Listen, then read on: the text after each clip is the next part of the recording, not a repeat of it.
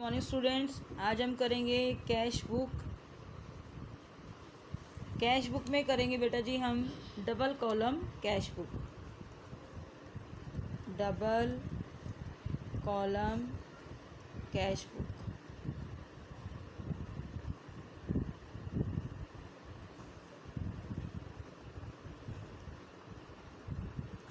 हाँ जी बाबू, जो हमारे डबल कॉलम कैश बुक है इसके अंदर हम लोग क्या करेंगे। फर्स्ट ऑफ ऑल मान लीजिए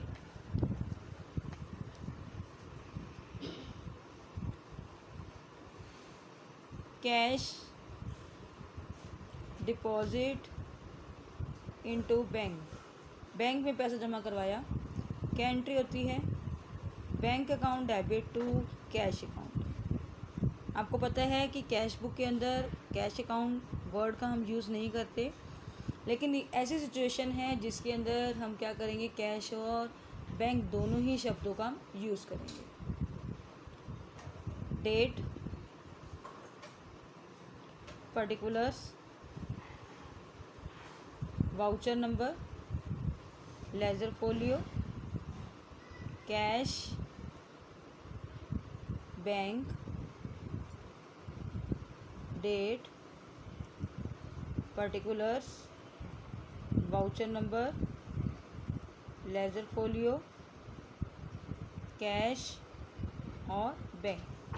ये साइड आपकी डेबिट और ये साइड आपकी क्रेडिट।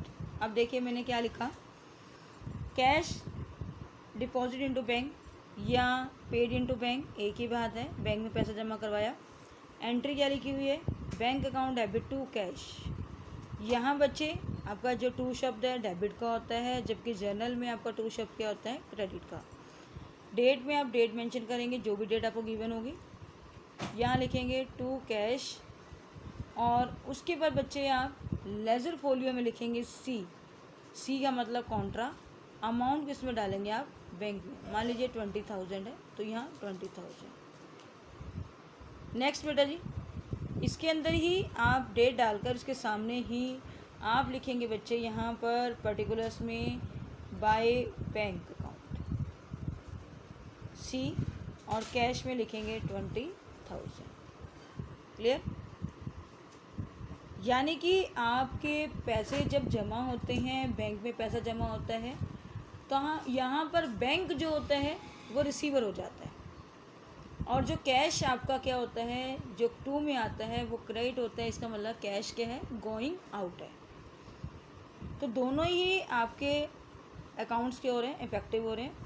यदि आपके पास सेकंड आता है बच्चे, cash withdrawn from bank for office use. Office use के लिए आपने पैसा निकाला। एंट्री क्या बनी आपकी? Cash account debit to bank account. अब देखो कैश क्या हुआ? डेबिट है, इसमें पैसा आ रहा है, कमिंग इन हो गया। और बैंक क्या है? क्रेडिट है। यहाँ से बैंक क्या है? बैंक गिवर है, यानी आपका रूल वही हो, debit is the receiver, credit is the giver. तो आप बच्चे यहाँ पर क्या कर रहे हैं? बैंक से पैसे निकाले, cash account debit to bank. तो यहाँ पर आप लिखेंगे कैश बुक के कॉलम में टू बैंक, LF में सी, सी मतलब Contra.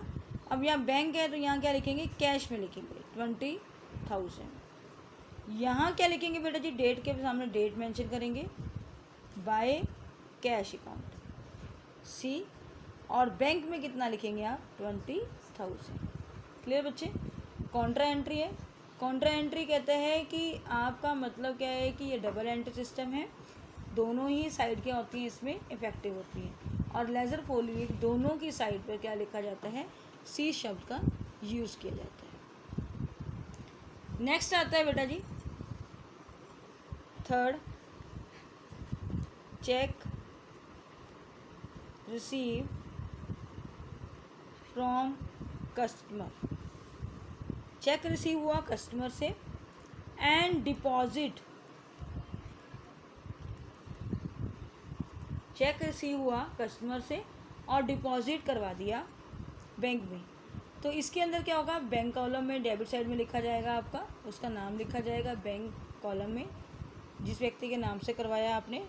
Deposit into the bank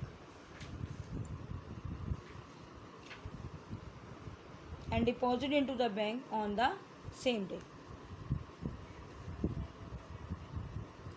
तो बच्चे यहाँ पर जब सेम डे में करेंगे तो इसके अंदर बैंक कॉलम डेबिट साइड में आप लिखेंगे उस व्यक्ति का नाम जिस व्यक्ति ने इसको सेम डे में जमा करवाया है। जैसे कि cheque in hand account debit to Banerjee. जब लिखेंगे बच्चे जब आपका चेक जमा होने नहीं जाता, जब जमा हो जाता है तो बैंक के कॉलम के डेबिट साइड में आप इसे लिख देंगे। इन केस यदि कहता है कि cheque receive from customer, customer से रिसीव हुआ, बट नॉट, क्या वर्ड आ रहा है, but not deposit into bank the same day, same day में आप जमा नहीं करवाते, तो क्या एंट्री होगी, cheque in hand account debit, जिस कस्टमर का नाम है टू राम्स अकाउंट, यानी कि ये चेक क्या हुआ, रिसीव हुआ है लेकिन बैंक में सेम डे जमा होने नहीं गया है। तो बच्चे आप कैश बुक में क्या लिखेंगे, यहाँ पर टू चेक इन हैंड, क्या लिखेंगे, टू चेक इन हैंड, जिस व्यक्ति से चेक मिला है उसके नाम से क्या लिखेंगे, चेक इन हैंड, और पैसा किस में डालेंगे आप, बैंक के कॉलम में। देखिए कैसे,